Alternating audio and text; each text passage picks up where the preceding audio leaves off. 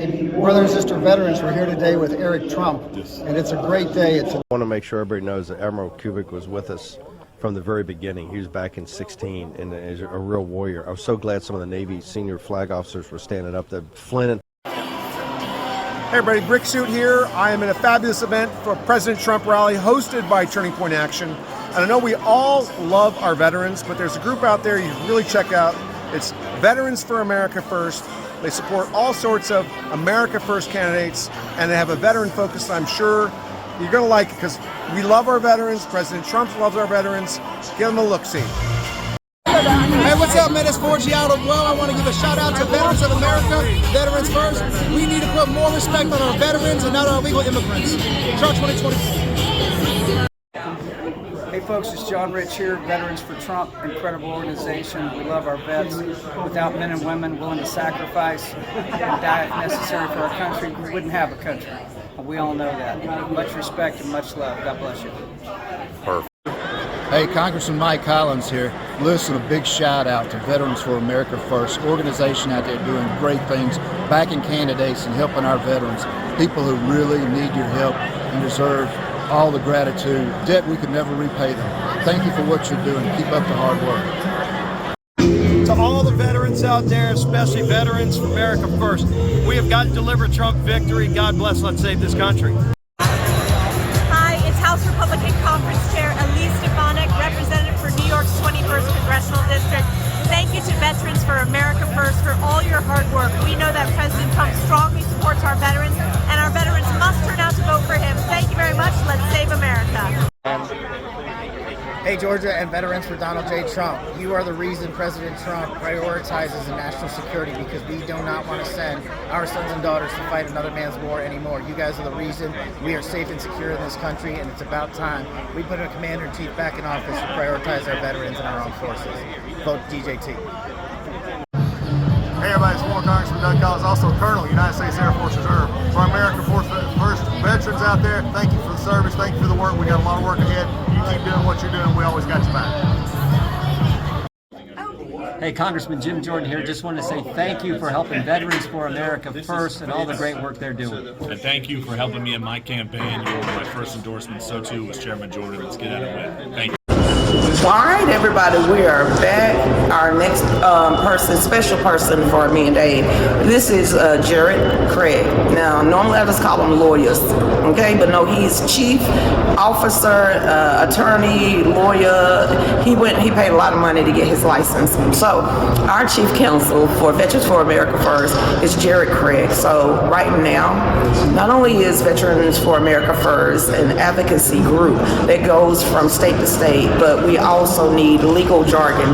I'm so saying this to her, but we need someone that's going to get in there and actually be able to present these ideas to lawmakers, to senators, to congressmen, to the right people to make sure that this is set in forth. So I want to introduce y'all to Craig. You just gonna mess that up? I'm just gonna go ahead and Mr. Craig. I was gonna say Jared Craig, but this is just Mr. Craig. Go ahead, Jared.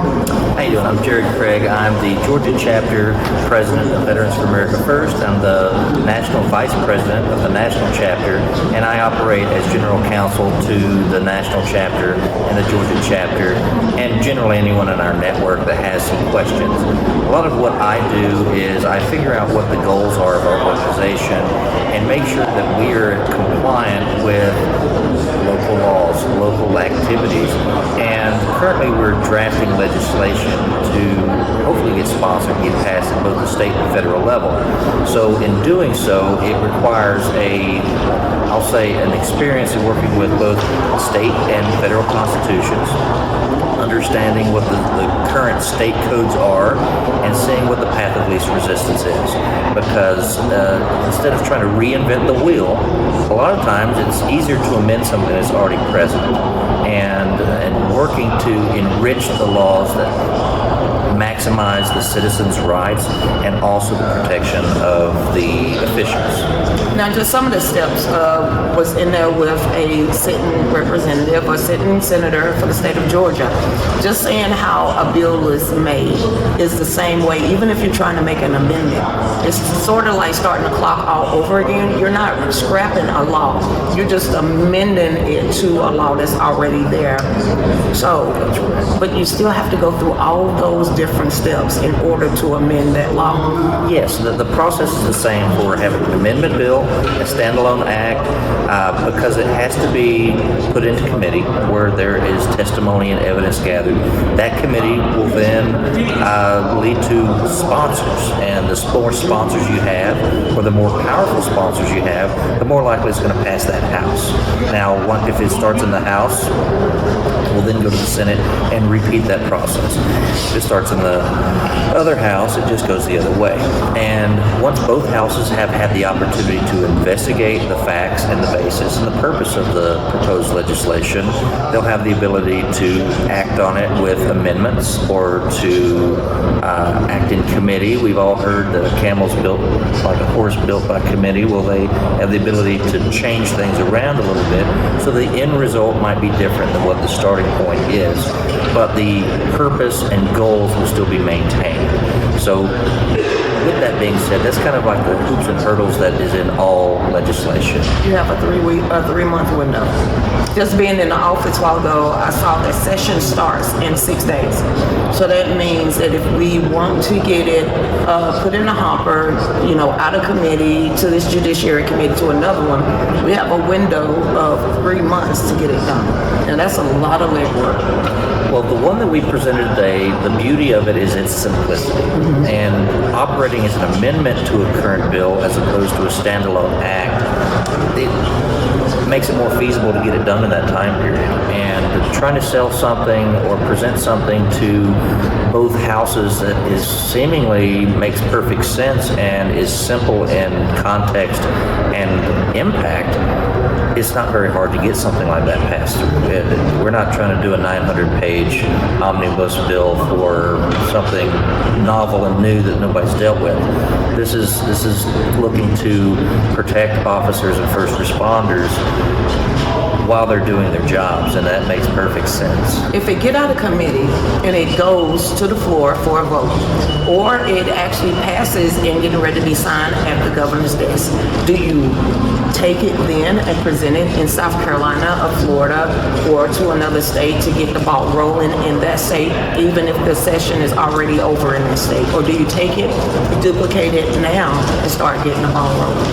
Well, there's a little bit of difficulty by looking at the other states and how the proposed amendment impacts the current statutes in each state.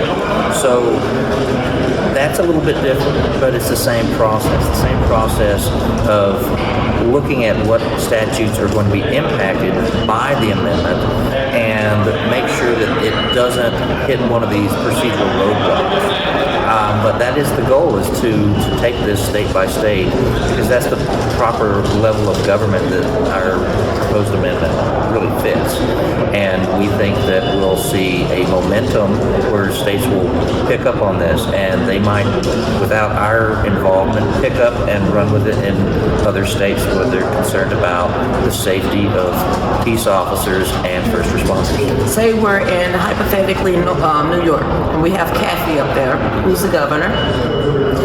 She just across the board. Do you present it to like a council or a city council? Do you go to a small, I don't know if they call them counties, because in Louisiana they're parishes, so you wouldn't call Louisiana little sections as counties.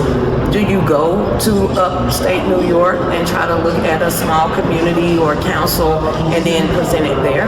Well, without giving too many details of what we're actually presenting, this bill specifically is one of those plug-and-play type things where you can look at the municipal level. If the state refuses they veto or somehow don't want to present it on their schedule, you can take it to the municipality, and this one specifically would be a way to get around I'll say a liberal state from impacting the local government. They wouldn't have the authority to say city of, you were saying upstate New York somewhere, Palmyra, that area, or a little bit outside the urban area. They wouldn't be hamstrung by the veto of the state level statute. But they could enact it at the county or the city level or parish level if we get to Louisiana. Now, everyone out there, like I said, if you want any more information on the Veterans for America First, even Jared Craig, you can find him on Wikipedia. Trust me when I tell you this. But if not, make sure you go to VFAF.us and you can find out all you want to know about the Veterans for America First, how to join, if it's in your state or in your county, and then you can also get his contact information. So if there's some kind of ideas that you want to throw out there, he's the guy for you. So everybody, like I said, right now, this is the very first leg of making sure that our first responders are more protected than necessary. And it's great being a part of an organization like Veterans for America First. Again, if you want any more information how to join Veterans for America First, go to VFAF.us